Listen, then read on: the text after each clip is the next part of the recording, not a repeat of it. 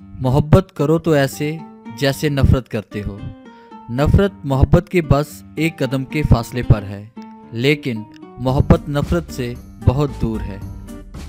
बेइंतहा मोहब्बत को नफ़रत में बदलते 1 सेकंड लगता है। हाँ, सिर्फ 1 सेकंड। वो 1 सेकंड आपके महबूब इंसान को काबिले नफ़रत बना देता है।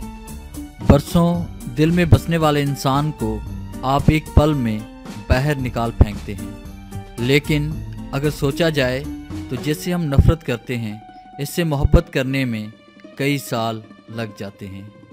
ना जाने कितने पल हम कुर्बान कर देते हैं, कितनी अज़ियतें इसकी मोहब्बत को पाने के लिए बर्दाश्त करते हैं, लेकिन उसी मोहब्बत को एक पल भी नहीं लगता नफ़रत में बदलने के लिए। इसीलिए कहते हैं नफ़रत मोहब्बत पर हावी होती है, लेकिन मोहब्बत को खुद पर हावी नहीं होने देती। इसीलिए मोहब्बत करो तो ऐसे जैसे नफ़रत की जाती है।